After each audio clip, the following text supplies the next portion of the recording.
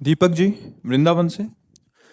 राधा वल्लभ श्री हरिवंश महाराज जी। गुरुदेव भगवान, अगर महाप्रभु जी माधवेंद्रपुरी पाद जी के लिए खीर चुरा सकते हैं, द्वारिकाधीश नरसिंह मेहता जी के लिए मुनीम बन सकते हैं, गिरधर लाल मीरा जी के हो सकते हैं, तो प्रभु हमारे सभी आचरणों को सुधार के हम पर ऐसी कृपा क्यों नहीं कर सकते? क्योंकि हम तो इतना बल नहीं रखते। प्रभु द्वारा प्रभु कृपा कर रहे हैं मेरे नाथ, आप समझने की चेष्टा करें। प्रभु कृपा कर रहे हैं, पर हम उस कृपा का तिरस्कार कर रहे हैं। पक्का माने, उनके जैसा कृपालु अगाध करुणा सिंधु तो ना था, ना है, न रहेगा। और वो अहेतुकी कृपा करते हैं, किसी साधन पक्ष को देखकर कृपा नहीं करते। पर हमारी जैसे कोई पिलाने वाला पिलाए तो हमारी अंजुलि तो परिपक्व होनी चाहिए, अंजुलि तो अच्छी बंधी होनी चाहिए। अब ऐसे अंजुलि बांधे तो जो आ रहा है वो ओठ तक नहीं पहुंच पा रहा, बीच में ही निकल जा रहा है। हमारे अंदर इतनी सामर्थ्य नहीं है कि हम काम क्रोध मद लोभ मत्सर पर विजय प्राप्त कर पावे, पर इतनी तो है कि हम आग के नजदीक न जाएं। आग में घुसकर खड़े होकर के हम जले ना, इतनी सामर्थ्य हम में नहीं, लेकिन इतनी तो है हम कि आग के नजदीक न जाएं। जब मना किया जा रहा है, शास्त्र आज्ञा कर रहा है कि ये कार्य बहुत गलत है, इसे नहीं करना, तो उस कार्य के ही समीप न जाओ।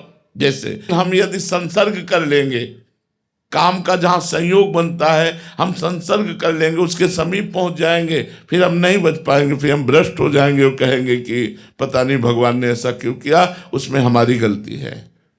हम शास्त्र आज्ञा का पालन नहीं कर पाए, अब आगे हम संभालें, हमसे त्रुटि न हो। ये प्राणपन से नियम जीवन में धारण करें कि कभी हम शास्त्र विरुद्ध नहीं चलेंगे तो कभी कोई बाल बांका नहीं कर सकता। माया वही आक्रमण करती है जहां हम गुरु और शास्त्र की आज्ञा का उल्लंघन करते हैं। अगर हम शास्त्र और गुरु आज्ञा का उल्लंघन न करें तो माया हमें छू नहीं सकती। सीम की चाप सके को तासु, बड़ रखवार रमापति जासु। तो बड़े बड़े जो उपासक हैं कभी कभी चूक कर देते हैं, आनंद की उमगन में आकर, अपने भजन के आनंद की उमगन में आकर के कभी कभी चूक कर देते हैं और फिर माया उनको परास्त कर देती है।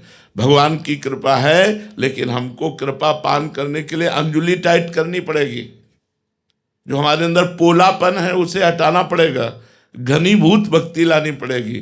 तो हमें खूब नाम जप करना है और जहाँ से हमारे गंदे आचरण होते हैं उनसे बचना है, उनसे दूरी बनाना है, सात्विक भोजन पाना है। तो अभी आनंद की अनुभूति जब होगी तो ये सारे विकार नष्ट हो जाएंगे। इसलिए हमको नाम जप लंबे समय तक करके और दूरी बना। संगम त्यजेत मिथुन वृत्ति नाम मोक्षो। जो मोक्ष पदवी या परम पद प्राप्त करना चाहता है उसे संग ही त्यागना है। कस्तरति कस्तरति मायाम यो संगास त्यजति यो महानुभाव सेवते यो निर्ममो भवति।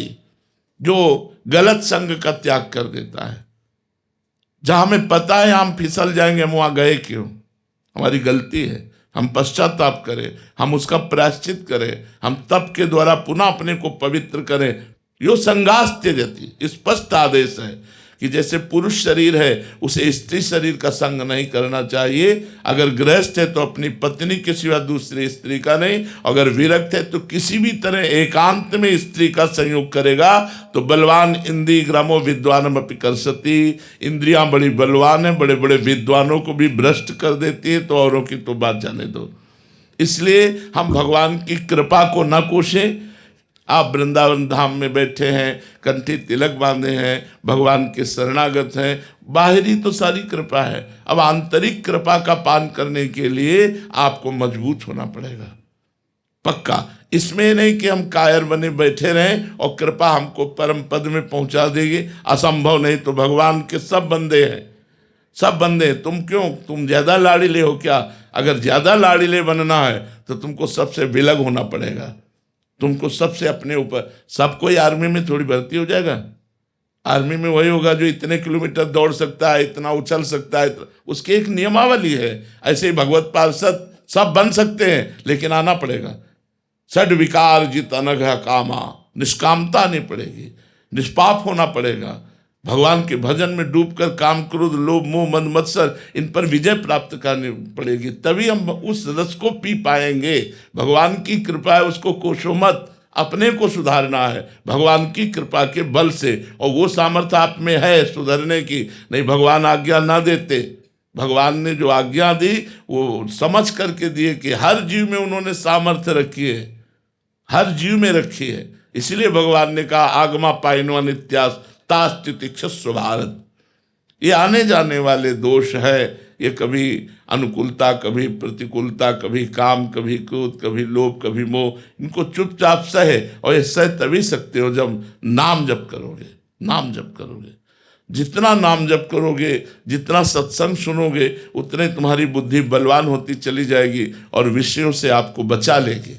अगर भ्रष्ट बुद्धि है तब तो विषयों में ही गिरा देगी। तो भगवान को ना कहो कि उनकी कृपा कम है, बहुत कृपालु हैं वो। हम अपने ऊपर कृपा नहीं कर रहे, अपने चांस दे रहे हैं दोषों को, हम जा रहे हैं दोषों की तरफ और फिर कहते हैं भगवान बचाने। भगवान बचाएंगे, लेकिन आप दोषों से हटने की कोशिश करो तो भगवान आपको बचा। अब आप दोषों को गले लगाने की कोशिश करोगे तो भगवान फिर दूसरी तरह से हटाएंगे। ये ध्यान रखना, उनका जब फिर प्रोसेस शुरू होता है तो फिर बहुत कठिन है उसको झेल पाना। इसलिए हम प्रार्थना करते हैं मत जाओ उस गली में। नहीं, वो ऐसे लीलाधारी हैं कि फिर वो ऐसे सुधारेंगे कि पक्की बात कह रहे हैं, ऐसा सुधार तो देंगे वो, पर वो फिर ऐसा सुधारेंगे कि आप सह नहीं पाओगे। वो बहुत विचित्र खिलाड़ी। इसलिए हाथ जोड़ करके भगवान से प्रार्थना करो कि आपने जो हमें सामर्थ्य दी है, हम कोशिश कर रहे हैं, बकाया हे नाथ आप संभाल लेना, आप पकड़ लेना। तो करो सदा तिनके रखवारी, जिम बालक राखे मातारी। सुनील शर्मा जी राजस्थान से। श्री हरिवंश महाराज जी। महाराज जी, एक भक्त के जीवन में असली दुख क्या है? भगवान का विस्मरण हो जाना भक्त का सबसे बड़ा दुख है। तद विस्मरणेन परम व्याकुलते थे। भगवान का विस्मरण हो जाने पर उसे बहुत दुख महसूस होना चाहिए। त्रिभुवन की राज्य लक्ष्मी देने पर भी जो अपने इष्ट को आधे पल के लिए भी विस्मरण न करे, उसे ही महाभागवत कहते हैं। हमारे जीवन में सबसे बड़ी विपत्ति, सबसे बड़ा दुख, सबसे बड़ी हानि, सबसे बड़ा कलंक यही होगा कि हम अपने प्रभु को भूल जाएं। इससे बड़ा दुख नहीं होगा। वो घड़ी, वो क्षण, वो दिन, वो समय हमारे जीवन में कभी ना आवे कि हम अपने प्राण प्यारे को कभी भूलें। उनकी याद में, उनकी स्मृति में जो लाभ है उससे बढ़कर कोई लाभ नहीं है। हानि हरिवंश के नाम अंतर पड़े, लाभ हरिवंश उच्चत बानी। यदि हमारे प्रभु का स्मरण हो रहा है तो इससे बड़ा कोई लाभ नहीं है, और यदि हम प्रभु को भूल गए तो इससे बड़ी कोई हानि नहीं। तो भक्त का सबसे बड़ा दुख है भगवान का विस्मरण हो जाना, अपने प्यारे को भूल जाना, अपने प्यारे की याद स्मृति से रहित होकर जगत के भोगों में लग जाना। ये सबसे बड़ा भक्त का दुख है। अनमोल जी महाराष्ट्र से। राधे राधे महाराज जी। महाराज जी, सेवक वाणी जी के प्रकरण 3 में श्रीत नाम प्रताप यश में सेवक जी महाराज जी कहते हैं, प्रथम हृदय श्रद्धा जो करे आचरण जन जाई अनुसरे। जहां जहां श्री प्रथम हृदय श्रद्धा जो करे आचार्यन जाय अनुसरे। जहां जहां हरिवंश के रसिकन की सेवा जब होई प्रीति सहित बूझहूं सब कोई। कौन धर्म श्री हरिवंश को? महाराज जी, सेवक जी महाराज जी ने कहा है कि जहां जहां श्री हरिवंश धर्म के आचार्य हैं वहां जाकर उनके अनुगत होकर उनको सेवा के द्वारा प्रसन्न कराकर उनसे प्रेम सहित ये पूछना चाहिए कि हरिवंश धर्म क्या है। तो महाराज जी, इस गुरुदेव इसका कहने का तात्पर्य क्या है? इसका देखो, बिना श्रद्धा के भगवत मार्ग पुष्ट नहीं होता, चाहे वो भक्ति मार्ग हो या ज्ञान मार्ग हो। प्रथम हृदय श्रद्धा जो करे, प्रथम भक्ति का सोपान है श्रद्धा।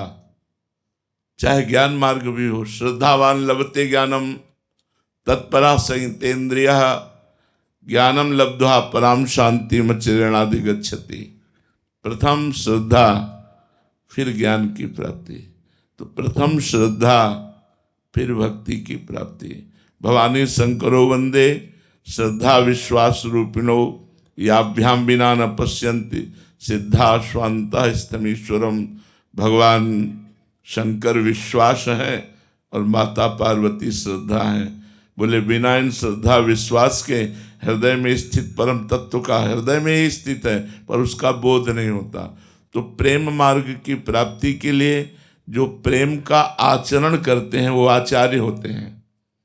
एक तो आचार्य का भाव है गुरुदेव, संस्कृत में उन्हें आचार्य कहते हैं और हिंदी भाषा में उन्हें गुरुदेव कहते हैं। आचार्य मामा भी जाना, भगवान ने कहा आचार्य मुझे मानो, आचार्य माने गुरुदेव। प्रथम श्रद्धा करके आचार्य गुरुदेव की शरण लेनी चाहिए। और किन की शरण लेनी चाहिए? जो वृंदावन में विराजमान सहचरियों के मध्य में प्रिया प्रीतम के प्रेम रस में पगे हुए हैं, अन्य उपासना के नहीं कहे।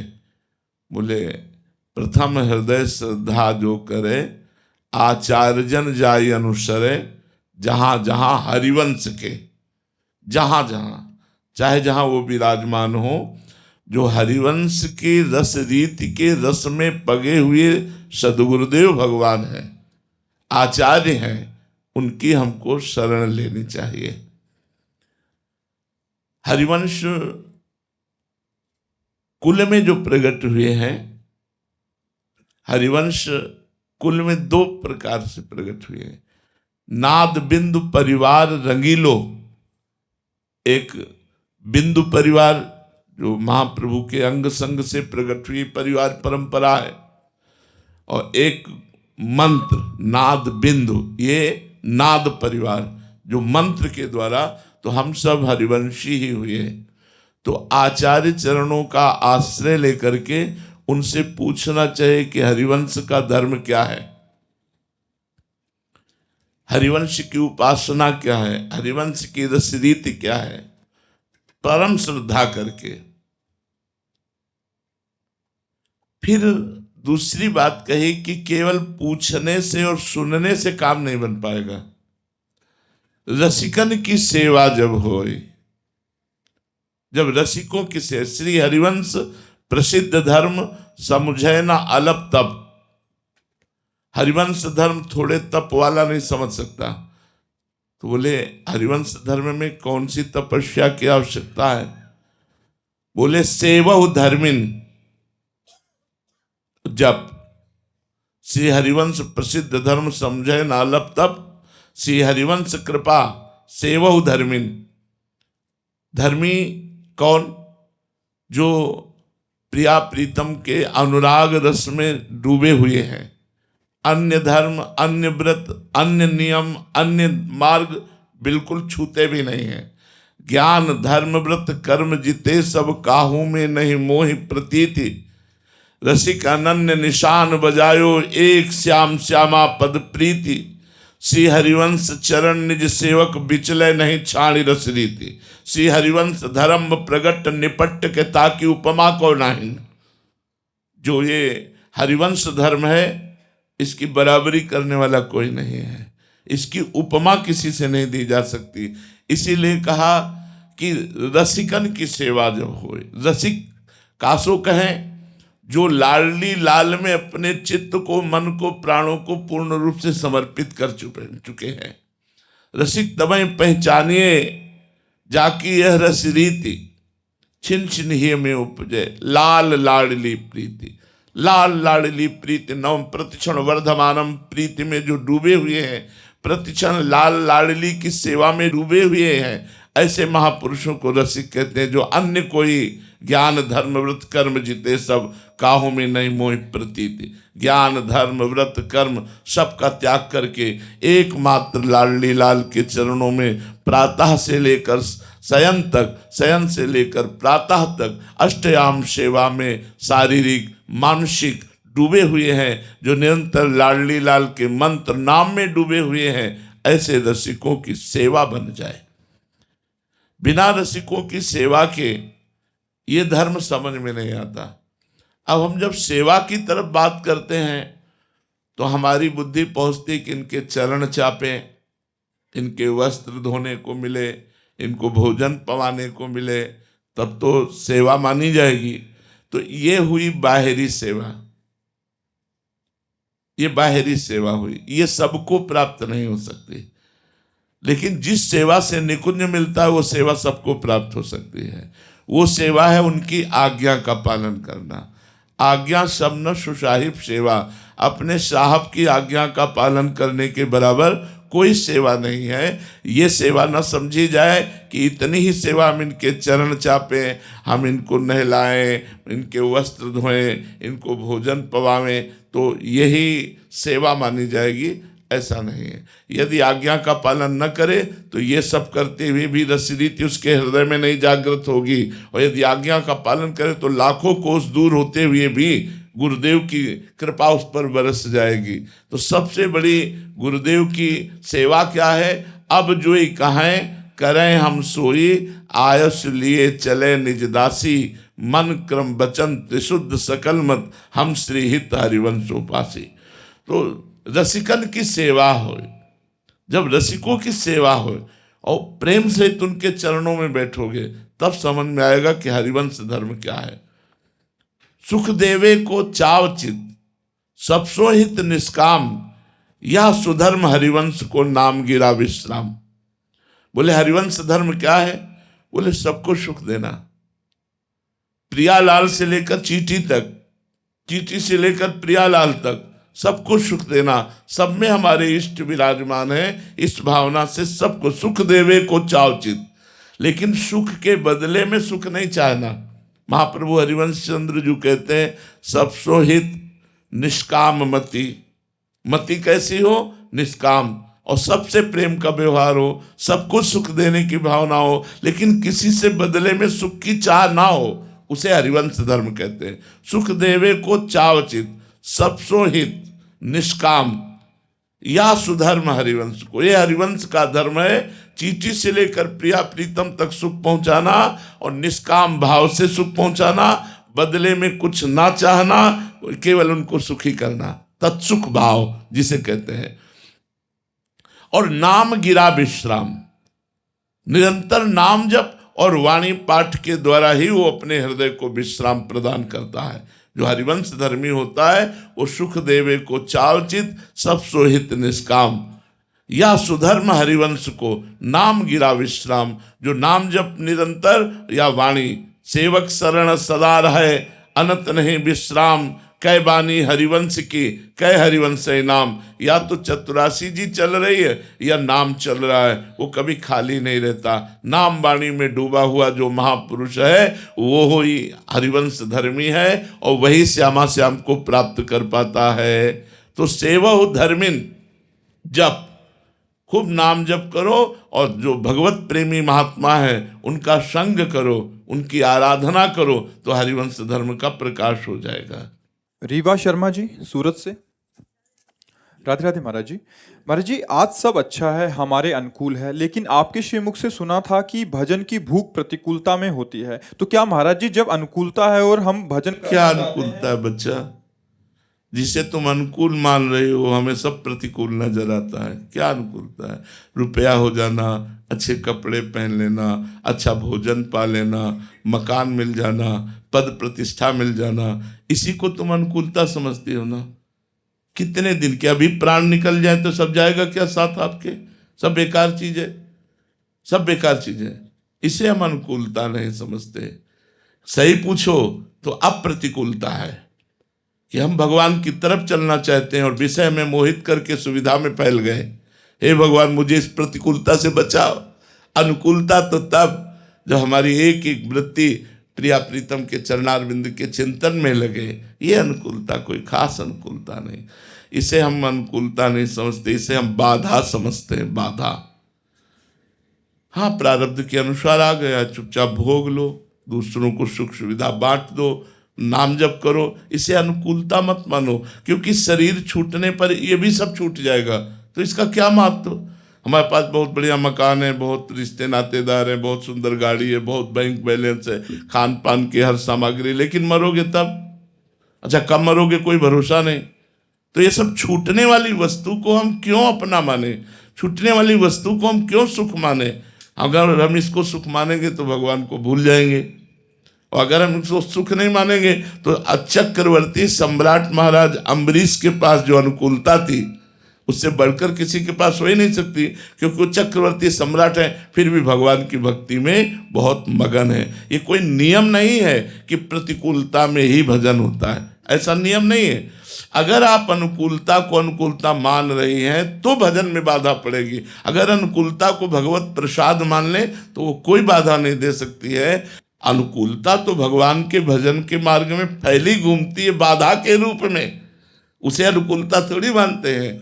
अनुकूलता मानते हैं हमारी एक एक वृत्ति भगवान के चरणों में लगे, इसे प्रसाद मान लो, भगवान की दया का प्रसाद मान लो कि भगवान ने सब अनुकूलता कर दी, आप खूब डट के भजन करें। ये कोई सिद्धांत नहीं कि प्रतिकूलता में ही भजन होता है, ऐसा नहीं है। प्रतिकूलता भजन को प्रकट करती है, ये पक्की बात है। जब किसी के जीवन में भारी प्रतिकूलता आ गई वहीं से भजन उसका प्रारंभ होगा।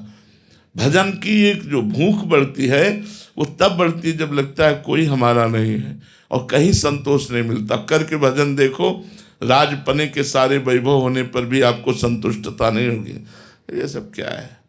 अच्छा कितना भी अच्छा पदार्थ पालो 6 घंटे बाद दुर्गंध युक्त मल बन जाता है।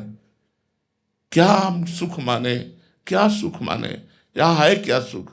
मरने के बाद साथ कुछ जाता नहीं, क्षण भंगुर शरीर कभी भी मर सकते हैं। तो सुख है भगवान का नाम, तब सुख हरिवंश गुण नाम रसना रटत और बहुवचन अति दुखदानी।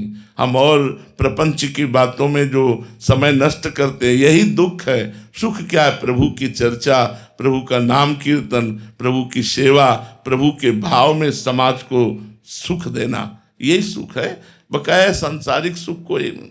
इसका महत्व मत रखो तो भजन बढ़ने लगेगा। जी गौरव शर्मा जी सूरत से। राधे राधे महाराज जी। महाराज जी आपने एकांतिक में कहा था कि अभी कोई कनेक्शन ही नहीं है, पहले आप हमें अपना मन दीजिए तभी संतों से बात हो सकती है। तो महाराज जी कैसे हम अपना मन गुरुदेव को दे सकते हैं? आप देने की तैयारी कीजिए, वो छीन लेते हैं। हम दे नहीं पाते, हमारी देने की कोई सामर्थ्य नहीं है, हम तैयारी करते हैं देने की, वो छीन लेते हैं। तो ऐसे ही जब शिष्य अपनी बुद्धि को, अपने मन को पवित्र करके तैयार कर देता है तो गुरुदेव उसका वरण कर लेते हैं, गुरुदेव उसका अपहरण कर लेते हैं। और शिष्य को पता भी नहीं चलेगा कि हमारा चित्त, हमारी बुद्धि, हमारा मन कब गुरुदेव अपहरण कर लिए। उसकी पहचान ये है कि मंत्र और प्रिया प्रीतम के सिवा और कुछ चलेगा ही नहीं, तब समझो कि मन बुद्धि को गुरुदेव ने अपहरण कर लिया। तैयारी आप करो, अपहरण वो कर लेंगे। शरणागत की तैयारी आप करो, पूर्णता प्रभु कर लेंगे। माधवी पटेल जी वृंदावन से। श्री हरिवंश महाराज जी। महाराज जी शरीर राग को कैसे खत्म कर सकते हैं हम? राग से राग को काट दो। प्रभु से यदि अनुराग हो गया तो देह कुटुंब ते जाए छूट सब ही विधि नातो। ध्रुवदास जी लिख रहे।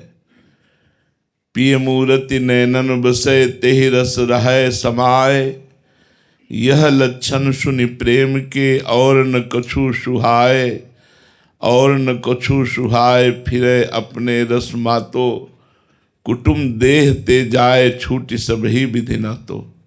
शरीर से और शरीर के संबंधी रिश्ते नातेदारों से आंतरिक ममता राग का नाश तभी होता है जब भगवान में प्रेम हो जाता है। और भगवान में प्रेम तभी होता है जब भगवान के भक्तों का संग होता है और खूब नाम जप करते हैं, क्योंकि प्रेम मूल यह नाम है। प्रेमी रसिक जपत यह नाम, प्रेम मगन निज बन विश्राम, श्री हरिवंश जहाँ रहे। प्रेम का मूल नाम है, प्रेम की जड़ नाम है। प्रेम कहाँ से प्रकट होता है? नाम जप से। जितना हम प्रभु का नाम जप करेंगे, प्रभु के लीला चरित्र सुनेंगे, प्रभु के भक्तों का संग करेंगे, प्रभु की प्रगट सेवा विराजमान करके करेंगे, तो हमें प्रभु से अनुराग हो जाएगा। और जहाँ प्रभु से अनुराग हुआ तो शरीर और शरीर संबंधी भोग और शरीर संबंधी रिश्ते नाते, इनसे हमारी ममता जो हमें जन्म मरण के चक्र में डालने वाली है वो नष्ट हो जाती है और सबसे प्रेम हो जाता है। जैसे ही हम भगवान से प्रेम करते हैं तो सब में भगवान है, फिर ऐसा भाव करके हम प्रेम करते हैं। हम ममता किसी से नहीं करते, क्योंकि ममता ही बंधन का कारण है। निर्ममो भवति, भगवान कह रहे हैं निर्ममो भव, ममता रहित हो जाओ। सबकी ममता ताग बटोरी, मम पद मन ही बांध बर डोरी। भगवान की सेवा, भगवान का नाम जप, भगवान की लीला कथा का गायन श्रवण, इसी से प्रेम होता है और प्रेमी ही समस्त रागों का त्याग कर देता है। समझ में आया? मित्रा जी हैदराबाद से। राधे राधे महाराज जी। महाराज जी, अनुकूलता में तो हम अपनी भक्ति को सुचारू रूप से कर पाते हैं, पर प्रतिकूलता परिस्थिति आने पर हम किस बल पर अपनी भक्ति को बनाए रखें, अपना प्रभु के प्रति श्रद्धा और विश्वास कम ना होने पाए, ऐसा क्या करें? शरणागति में कमजोरी है, इसलिए प्रश्न कर रहे। नहीं तो जैसे छोटा बच्चा बाहर खेलता है तो माँ की याद नहीं आती, लेकिन कुत्ता दौड़ पड़े तो चिल्ला पड़ेगा माँ माँ, और माँ की तरफ भागेगा, नहीं भागेगा। तो अनुकूलता में हुआ खेलना और प्रतिकूलता में हुआ एकदम भगवान में तन्मय हो जाना। प्रभु प्रभु आप देखो, शरणागति यदि है तो अनुकूलता में माना कि वो खेल रहा है, लेकिन उसका आश्रय, उसका भरोसा उसकी माता है, तो चाहे कोई भय आवे वो तुरंत भागेगा अपनी माँ की गोद की तरफ और चिल्लाता हुआ माँ माँ माँ। बस वही काम हमें करना है। राधा राधा राधा राधा, किशोरी जी आप देख लो, लाडली जी आप देख लो। या तो भोगने की सामर्थ्य दे दो या इसे नष्ट कर दो, पक्का समझो दो में एक काम हो जाएगा। या तो उस आई हुई विपत्ति का नाश हो जाएगा या भोगने की सामर्थ्य दे देंगी, आप मुस्कुराकर भोगते हुए उसे पार कर लेंगे। तो जब कभी दुख और विपत्ति हो तो हरि स्मृति सर्व विपद विमोक्षण, भगवान की स्मृति समस्त विपत्तियों से बचा लेती है। भगवान का जहाँ स्मरण प्रारंभ हुआ, प्रियाजू का स्मरण प्रारंभ हुआ, सब दुखों का नाश हो। आजकल लोग बावरे बने घूम रहे, कहीं घोड़े की नाल की अंगूठी, कहीं ये वो इनसे। अरे जिसकी नाल की अंगूठी तुम पहले उसके नाल ठोकी, किलोमीटरों दौड़ता है वो। अगर उस नाल में दम होती तो वही सिंहासन पे बैठ के आनंद लेता घोड़ा। अब घोड़े की नाल तुम ठुकवा करके उसकी अंगूठी बनवा कर क्या सब। भगवान का भजन नहीं, सत्य मार्ग में नहीं, सत्य आचरण में नहीं, ना किसी से आशीर्वाद की तुम्हें जरूरत है। तुम सच्चे आचरण से चलो और भगवान का स्वयं नाम जप करो और ये गंदे भोजन मत पाओ, फिर देखो किसी के आशीर्वाद की क्या जरूरत है। तुम्हारा अनुष्ठान स्वयं का होना चाहिए। पैसा दे के अनुष्ठान कराने से तुम्हारे विघ्न नष्ट नहीं होने वाले, पक्की बात मान लेना। तुम करोगे कुकर्म और तुम्हारे लिए हो अनुष्ठान तो वो पुण्य अलग हो गया, लेकिन कुकर्म का फल तुम्हें भोगना पड़ेगा। इसलिए हम प्रार्थना करते हैं सभी इधर उधर के चक्कर में मत फंसो, सीधे भगवत मार्ग में चलो जो शास्त्र बिल्कुल संविधान है। कहीं तुम धोखा नहीं खाओगे। नाम जप करो, ये गलत भोजन छोड़ो। जितने लोग आए हो हमारी उतने लोग प्रार्थना मान लो, शराब मत पियो, मांस मत खाओ, पराई माता बहनों की तरफ गंदी दृष्टि मत रखो। फिर हमें बताना तुम्हें कौन सा दुख परेशान करता है। महाराज जी ऐसी जगह पे ज्यादा जल्दी विश्वास हो जाता है महाराज जी, और भीड़ ज्यादा लगी रहती है तो ऐसा लगता है कि ज्यादा उधर काम बन रहा है, इसलिए तो अस्पताल जाओ, वो पढ़े लिखे हैं, वो इस बात की डॉक्टरी जानते हैं। हमें ऐसा कहीं विधान नहीं मिला, समझना आप। हमें ऐसा विधान मिला है कि अगर आपको ये रोग है तो आप ये मंत्र जप करो तो आपके रोग की जो दुख देने वाली क्षमता है वो कम हो जाएगी और आप सहन कर लोगे। लेकिन आप करो, आप स्वयं करो, आप स्वयं आराधना करो तो आपका पाप नष्ट हो जाएगा। आप स्वयं लगो, आप गंगा नहाओ, आप यमुना स्नान करो, आप शालिग्राम में तुलसी चढ़ाओ, आप भगवान नाम का कीर्तन करो, आपके पाप नष्ट हो जाएंगे। दूसरा करके जो होगा वो पुण्य होगा। पुण्य एक अलग चीज हो गई और स्वयं का अनुष्ठान हमारे पापों का नाश करने वाला बनेगा। इसलिए हमें लगता है बाहरी बातों में न फंसो, नाम जप करो और स्वयं अच्छे से चलो, धर्म से चलो। अब भीड़ इसीलिए लगती है कि देखो हम ये बात आपको कह रहे हैं कि आप राधा राधा नाम जप करो, आपके सारे पाप नष्ट हो जाएंगे, दुख मिट जाएंगे, आप एक दिन बहुत अच्छे शांत संत स्वभाव वाले बन जाओगे। बात समझ में नहीं आई? अगर किसी जंतुर में ऐसी सामर्थ्य होती तो देवकी वसुदेव जी को जेल में भगवान के आवाहन का अवसर ना होना होता, महल में होता। कर्म बंधन से बंधे हुए जैसे साधारण जीव, ऐसे परमात्मा प्रकट हो रहा है और वो कंस के कारागार में। प्रभु स्वयं कंस को तत्काल मार सकते हैं, लेकिन भगवान जा रहे हैं, गोकुल जा रहे हैं। ये लीला देखो, दशरथ जी का मरण, सिया जी का हरण, 14 वर्ष नंगे पैर वनवास, ये सब हमको शिक्षा देता है कि अवश्य में भोक्तव्यम। हम यहाँ भोगने आए हैं, मनुष्य लोक है। हम भगवान का नाम जप करके, तप के द्वारा, दान पुण्य के द्वारा अपने जीवन को उज्जवल बनाए, ना कि इस तरह की भावनाओं में फंसकर हम धोखा पावें। बड़े बड़े भजनानंदी, बड़े बड़े सिद्धों को जो प्रारब्ध आया है वो भोगना पड़ा है। रामकृष्ण परमहंस जी जैसे हमारे भारत के सिद्ध महापुरुष थे, लेकिन गले में कैंसर था, बड़ी परेशान। महाराज जी, फिर संशय हो जाता है कि भजन का क्या मतलब, इतना पूरा जीवन भी भजन का मतलब है कि वो आगे आपका काम बिल्कुल फ्रेश है। वर्तमान में जो पूर्व प्रारब्ध आया उसे भोगने की सामर्थ्य, जैसे प्रारब्ध भोग तो ये आया, लेकिन भजन से हमें सामर्थ्य मिली और हम बिल्कुल मतलब उल्लसित रहते हैं। हर समय हमारे एक पॉजिटिव शक्ति हमारे शरीर में काम करती है, हर समय उल्लसित रहते हैं। ऐसे महसूस होता है कि हम एकदम फ्रेश हैं, एकदम ठीक हैं, और किडनी फेल है। ये किससे होता है? ये भगवान के बल से होता है। तो भगवान के भजन का फल ये हुआ कि हमारे संचित कर्म भस्म हो गए, प्रारब्ध को भोग लिया, क्रियमाण निष्प्रभावित हो गया और भगवान को प्राप्त हो जाएंगे।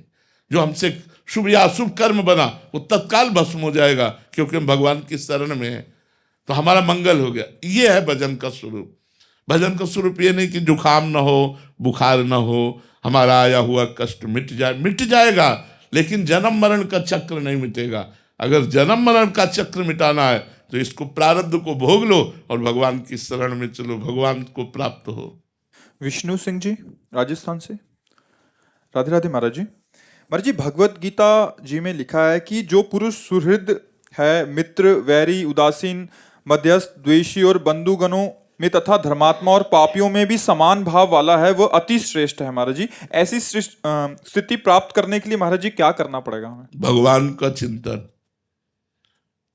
जैसे एक भृंगी नाम का कीड़ा है, वो दूसरी जाति के कीड़े को लाता है और अपने घरौंदे में बंद कर देता है, मिट्टी का घरौंदा बनाता है। दीवालों में देखा होगा आप लोगों ने, शहरों में भले न, देहातों में ज्यादा दिखाई देता है। तो वो अन्य जाति के कीड़े को लाकर उस घरौंदे में पैक करके वो ऐसे उसको छेड़ता है और ऐसे आवाज करता है। वो उसके डर से वो उसी भन्नाहट का चिंतन करता रहता है और कुछ काल में अपने शरीर का परिवर्तन पाता है कि वो भृंगी कीड़ा बन जाता है। तो जब एक कीड़ा दूसरी जात के कीड़े को बिना शरीर परिवर्तित किए हुए, मतलब उसका शरीर छूटा नहीं, और उसी को भृंगी बना दिया, और तो हम अपने चित्त में यदि कृष्ण कृष्ण कृष्ण कृष्ण, राम राम राम राम राम, राधा राधा राधा राधा राधा, तो हमारा चित्त राधामय हो जाएगा। तो हम जिधर देखेंगे राधा ही राधा। देखो गोपीजन कह रहे जित देखूं तित श्याममयी है। गोस्वामी जी कह रहे जड़ चेतन जग जीव जत सकल राममय जान, बंदों सबके पद कमल सदा जोरि जुग पा। तो जब निरंतर चिंतन किया जाता है तो शत्रु में, मित्र में, उदासीन में, सब में भगवान नजर आते हैं। इसलिए एक समान भाव होता है। जित देखो तित श्याममयी, उमा जे राम शरण रत, विगत काम मद कोहु, निज प्रभु में देखें जगत। खास बात, निज प्रभु में देखें जगत, कैसन करे विरोध। सब में हमारा प्रभु रमा हुआ है, तो विरोध किससे हो सकता है? चाहे वो दुष्ट हो, चाहे वो महात्मा हो, दोनों में भगवान हमारे विराजमान है। हाँ, बुद्धि अलग होने के कारण एक दुष्टता करता है, एक सौम्यता महात्मा के आचरण करता है, लेकिन पावर दोनों में परमात्मा रूपी पावर एक ही है। ये जिसको अनुभव हो जाता है वो ऐसा महापुरुष हो जाता है। गुरुदेव भगवान, आपसे महादेव के नाम मिला है प्रभु। एक ही निवेदन है कि है ना, कभी भोले बाबा और जगदम्बा भवानी के चरणों के अति कहीं थोड़ी भी, जैसे आप बोलते हैं रस ना कटे ना, तो वो हमेशा रहे प्रभु, और सदगुरुदेव भगवान के चरणों में रहे, और कोई कोई पराई माता बहन बेटी के प्रति अपनी धर्मपत्नी के अलावा किसी में भी वो उत्पन्न ही ना हो। बहुत सुंदर, बहुत सुंदर। ऐसा समस्त भाई लोग करें तो बहुत अच्छा रहेगा। धर्म की स्थापना होगी और धर्म ही सुख प्रदान करने वाला होता है। धर्म ही विपत्तियों से बचा लेता है। ये जो गलत आचरणों का प्रवाह चला, जिसे लोग मनोरंजन कहते हैं, ये भारत देश है, ये धर्म प्रधान देश है, यहाँ ठीक नहीं है। विदेशों में तो जैसी भी रहनी हो, लेकिन ये भारत देश, गंगा यमुना जहाँ प्रवाहित हो रही, रामकृष्ण भगवान का अवतार जहाँ हुआ, ऐसे पवित्र धर्म में देश में पत्नियाँ अपने पति से प्रेम करने वाली, पति अपने पत्नियों से प्रेम करके सदगृहस्थी का विस्तार करते हुए भगवान की प्राप्ति करते थे। आज हमारी धर्म बड़ा समस्या में फंस रहा है। पत्नी पति की हत्या कर रही, पति पत्नी की हत्या कर रहे, पति पत्नी एक दूसरे से बिलक प्रेम कर रहे हैं। ये ठीक बातें नहीं, ये बहुत गलत आचरण है। आप लोग संभलो और गंदी बातों से बचो, अच्छे आचरण वाले बनो। भगवान सबको स्वस्थ रखें, सब पर कृपा रहे, यही हमारी प्रार्थना है। योगिता जी लंदन से। राधे राधे महाराज जी। महाराज जी, कैसे पता चले कि नाम जप या मंत्र सिद्ध हो गया है? उसकी क्या अनुभूति होती है? भगवत साक्षात्कार हो जाता है। उसका प्रमाण स्वयं भगवान देते हैं कि अब आपका काम हो गया।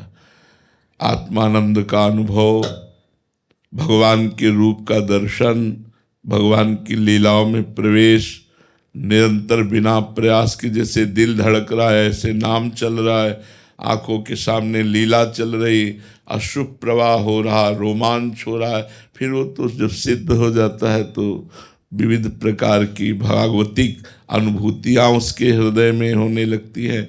दूसरे से किसी से प्रमाण लेना थोड़ी होता है कि आप बताओ हम सिद्ध हो गए कि नहीं। वो तो अपने आप अनुभव, जैसे हम छक जाते हैं तो हमें पता होता है ना कि हम छक गए, ऐसे ही जब नाम का प्रभाव भगवत साक्षात्कार करवा देता है तो अपने को ही तो अनुभव होता है कि अब काम हमारा हो गया। लेकिन ऐसा नहीं है कि जिसका काम हो जाता है वो भजन बंद कर देता है, उसका और भजन होता है। भजन की भूख बढ़ जाती है, प्रेम में और भजन बढ़ जाता है, और भगवान से मिलन की व्याकुलता होती है, मिल के फिर मिलन की व्याकुलता होती है। तन मन के बिछुरे नहीं, चाह बढ़े दिन रैन, कबहू संयोग न मानही, देखें भरी भरी नयन। न तन से दूरी न मन से दूरी, पर फिर भी मिलने की चाह। यही भगवत स्वरूप का महिमामय रूप है। उसी में आसक्त चित्त होकर निरंतर डूबा रहना, ये सिद्ध महापुरुषों का स्वरूप है। और सिद्ध की जो पहचान है वो ये है कि सबसे पहली बात, वो ममता किसी से नहीं करता। जो ममताहीन है, ना अपने शरीर से, न शरीर संबंधियों से, ना किसी से वो सम्मान चाहता है, किसी से भी सम्मान नहीं चाहता। सम्मान मिलने पर भी उसे अंदर से स्वीकार नहीं करता, क्योंकि दूसरा कोई है ही नहीं, एक परमात्मा है। तो परमात्मा से थोड़ी सम्मान चाहेगा, अपने इष्ट से थोड़ी सम्मान चाहेगा। तो निर्माण अमोहा जित संग दोषा, किसी भी संग का उसके ऊपर प्रभाव नहीं पड़ता। चाहे वो कितने भी गलत आचरण वालों के बीच में हो, जो रही उत्तम प्रकृति का कर सकत कुसंग, चंदन विष व्यापत नहीं लपटे रहत भुजंग। वो महापुरुष अपने बीच बाजार में भी समाधिस्थ होगा, विषयों के बीच में भी वो निर्विषय होगा, क्योंकि जित संग दोषा। अध्यात्म नित्या, नित्य वो आत्मा में ही चिंतन परायण है, आत्मा में ही तृप्त, आत्मावान वो अपने स्वरूप में रहता है। विनिवृत्त कामा, जिसकी समस्त कामनाएं निवृत्त हो चुकी हैं। द्वंद्व विमुक्ता, जो समस्त द्वंद्वों से मुक्त हो चुका है, मान अपमान, लाभ हानि, सुख दुख आदि द्वंद्वों से। और जो सुख दुख में समान भाव रखता है वही परम पद का अधिकारी अर्थात सिद्ध हुआ पुरुष होता है। जो मान रहित, जो मोह रहित, जो संग दोष रहित, जिसकी सारी कामनाएं शांत हो चुकी हैं, ब्रह्मभूता प्रसन्नात्मा, जिसको भगवत तत्व का अनुभव हो जाता है, वो प्रसन्नात्मा रहता है। उसमें किंचन मात्र कहीं शोक या हर्ष नहीं, प्रसन्नात्मा। न सोचति न कांक्षति, न कोई सोच है न कोई चाह है। वो पराभक्ति को प्राप्त हुआ महापुरुष है, अखंड प्रसन्नता प्राप्त हो जाती है। महाराज जी, हम संसार में ऐसा समझा जाता है कि सिद्ध वो है जैसे हवा में उड़ रहा है, पानी पे चल रहा है। इन सिद्धियों का त्याग करने के बाद ही ये सिद्धि प्राप्त होती है। गोस्वामी तुलसीदास जी ने लिखा है कि जब साधक की साधना बढ़ती है तो ये लौकिक सिद्धियां हैं, माया जनित सिद्धियां हैं। ये माया में ही तो उड़ रहा है, माया में ही तो सारा दृश्य है, तो माया को थोड़ी पार कर पाया है, माया के अंतर्गत है। तो रिद्धि सिद्धि पेरह बहुआई, बुद्धि लोभ दिखावे भाई, होए बुद्धि जो परम सयानी, तिन तन चितई न अनहित जानी। ये जितनी सिद्धियां हैं ये हमारा अनहित कर देंगी, हमारा बुरा कर देंगी, ये हमें भगवान से नहीं मिलने देंगी। इसीलिए जो भगवत प्रेमी जन होते हैं, इन बुद्धिमान जन होते हैं, वो इन सिद्धियों को स्वीकार नहीं करते, इन सिद्धियों से हटकर दैन्य होकर भगवान के चरणों को प्राप्त करते हैं। ये सिद्धियां देखो, एक सिद्ध था चांगदेव, जब मृत्यु आती तो प्राणवायु को अंतर में रोक करके वह शांत हो जाता, मृत्यु निकल गई, 1400 वर्ष का। और ज्ञानदेव जी के पास अपना प्रताप दिखाने के लिए एक सिंह को वश में करके और सांप की चाबुक ले करके बैठ के चला, तो ये दिखाना चाहता था कि मैं सिद्ध योगी हूँ। और ज्ञानदेव भगवान के परम भक्त, परम ज्ञानी महापुरुष, तो उनको सूचना है कि चांगदेव सिंह पर बैठ करके सांप की चाबुक लेकर के आ रहा है। तो जिस चबूतरे पे बैठे थे उन्होंने इस चबूतरे को आज्ञा कर दी, चलो, तो जड़ चबूतरा उड़ने लगा।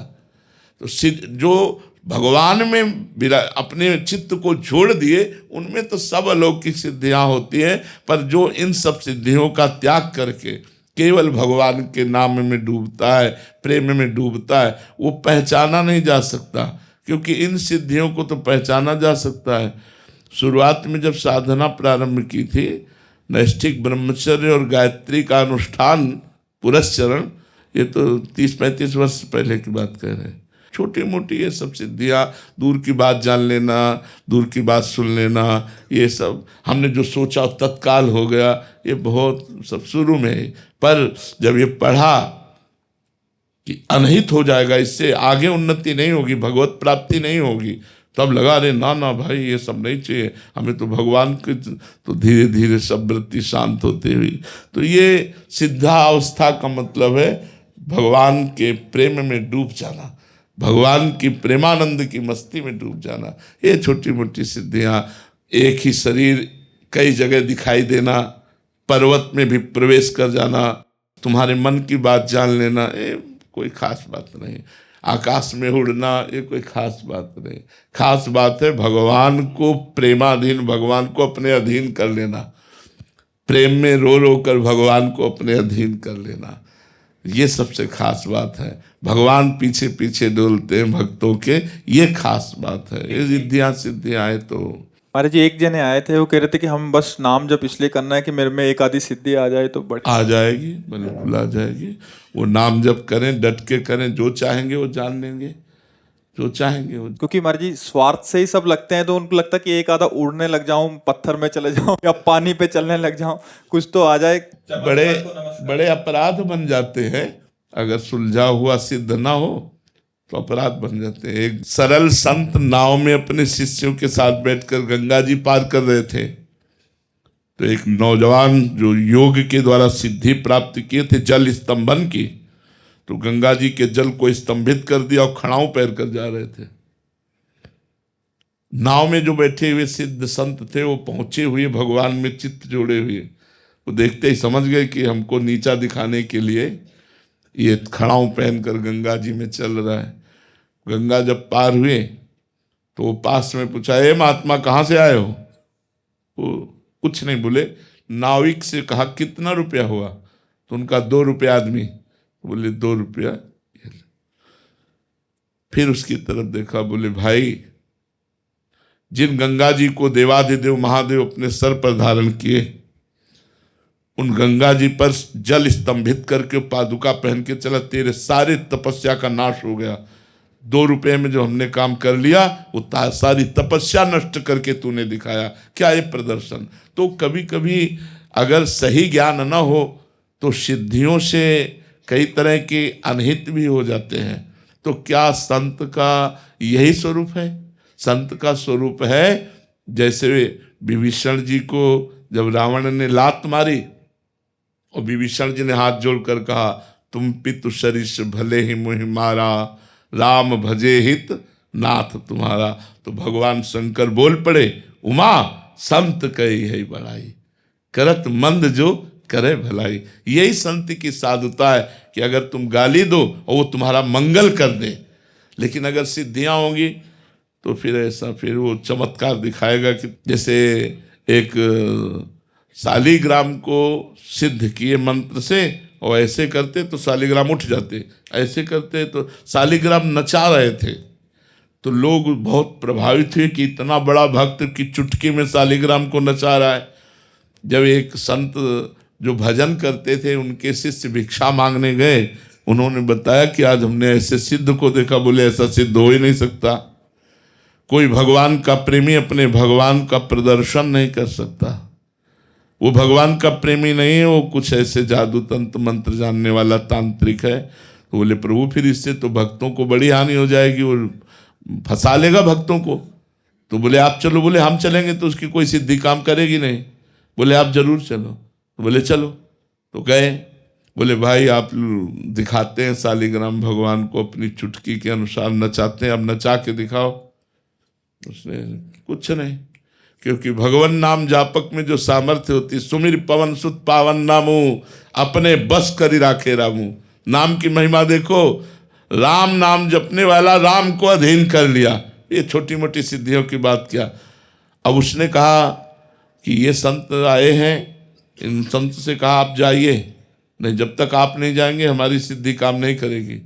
तो उनका ये तुम जो त्राटक के द्वारा, अपनी मनो एकाग्रता के द्वारा ये सिद्धि प्रकट करके लोगों को लुभायमान करके पैसा ले रहे हो, इससे तुम्हें नरक की प्राप्ति होगी। इसको छोड़ो और सही ढंग से भगवान का भजन करो। उसको अपमान लगा। अब जब अपनी कुटिया चले गए तो उसने मारण का प्रयोग किया। तंत्र में एक मारण विद्या है, अगर मारण का अनुष्ठान ठीक हो जाए तो चाहे कोई भी हो, मारण उसे मारेगा अवश्य। लेकिन भगवान का जो भजन करते हैं तो मारण, मोहन, वशीकरण, उच्चाटन, इनका कोई प्रभाव नहीं चलता जो भगवान का नाम जप करते हैं। तो मारण अग्नि की ज्वाला में, खप्पर में ऐसे प्रकट हो करके वो मडराती उनकी कुटिया के सामने गई।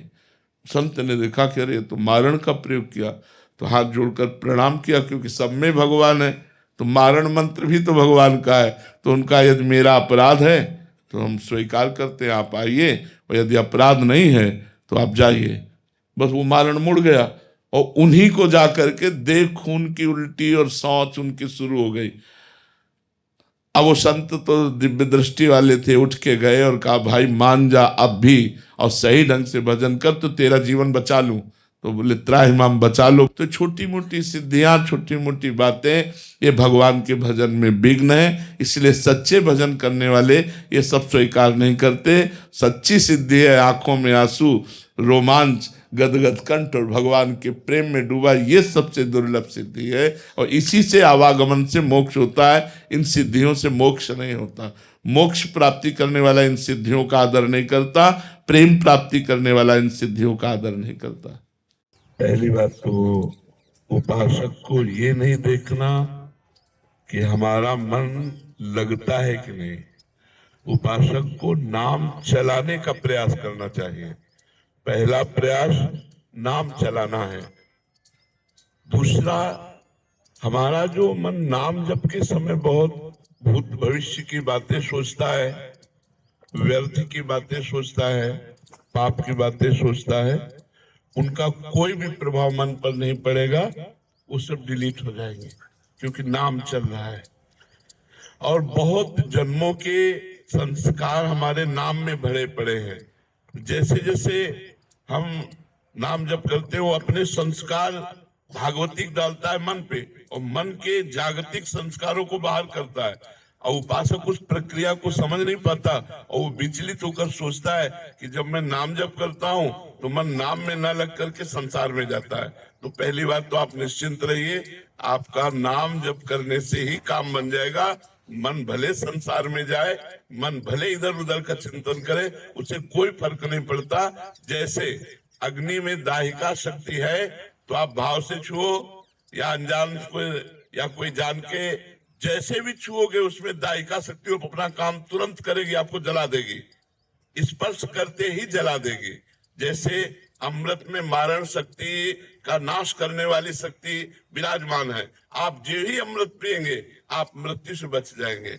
जैसे विष, उसमें मारण शक्ति विराजमान है, आप जो ही पिएंगे आप मर जाएंगे, क्योंकि उसका प्रभाव है। ऐसे नाम में आनंद शक्ति, तारण शक्ति, पाप क्षय शक्ति, दुखों का विनाश शक्ति, ये सब विराजमान है। आपकी जिह्वा से नाम छुआ कि आपका परम मंगल होगा। इसीलिए गोस्वामी जी ने लिखा है, भाव कुभाव अनख आलसहु, नाम जपत मंगल दिश दसहु। भाव से या कुभाव से, अनख से या आलस्य से जैसे भी नाम जप किया जाए, वो हमारे सारे पापों का नाश करके, चाहे जहां हम देश विदेश कहीं भी दसों दिशाओं में हो, हमारा मंगल हो जाएगा। इसलिए हमें प्रधानता रखनी है नाम जप की, ना कि मन लगने की, क्योंकि नाम जप के प्रभाव से ही चंचल मन स्वयं वशीभूत हो जाएगा। हमारे रसिक महापुरुष श्री ध्रुवदास जी से पूछा गया कि मन बड़ा चंचल है, कहीं भगवान में लगता नहीं है, तो इसका क्या उपाय है कि मन को लगा दिया जाए। तो उनका मन तो चंचल सबनते, या को कौन उपाय। तो बोले साधन को हरि भजन है, कै सत्संग सहाय। यदि महापुरुषों का सत्संग मिले और भगवान नाम जप करने को मिले, तो हमारा मन आज नहीं तो कल निश्चित लग जाएगा। लेकिन आज हम अभी राधा बोल रहे हैं और अभी हमारे प्राण निकल जाए और मन संसार में लगा रहा है, तो भी हमें भगवत प्राप्ति हो जाएगी। जैसे पुत्र में मन लगा था अजामिल का, ना कि भगवान में, और पुत्र का नाम था नारायण, तो जहां नारायण पुकारा तो उसका कल्याण हो गया। मन उसका पुत्र में लगा था, अपने पुत्र को पुकारा नारायण, लेकिन नारायण नाम भगवान का, तो उसका अंतिम समय काम बन गया। और हम जानबूझ के राधा राधा बोलेंगे तो हमारा मंगल नहीं हो जाएगा। वो तो अपने पुत्र के लिए नारायण बुलाया तो उसका कल्याण हो गया, और हम जानबूझ के राधा राधा, कृष्ण कृष्ण, राम राम, शिव शिव, हरि हरि जपेंगे, हमारा परम मंगल हो जाएगा, मन लगे या न लगे। हम कई बार उदाहरण देते हैं, जैसे हमारा मन कहीं और लगा हो, भोजन पा रहे तो पेट भर जाएगा ना। ऐसा तो नहीं है कि मन नहीं लगा तो हमारा पेट भरा नहीं, हमारा तो पेट भर जाएगा ना। ऐसे ही हम नाम जप कर रहे हैं, मन लगे न लगे, संसार से वैराग्य, भगवान से अनुराग और अपने स्वरूप का बोध, तीनों एक साथ होता चला जाएगा। जब अधिक नाम जप करोगे तो अनुभव में आ जाएगा। इसलिए सबसे प्रार्थना है, पहली बात, शराब मत पीजिएगा।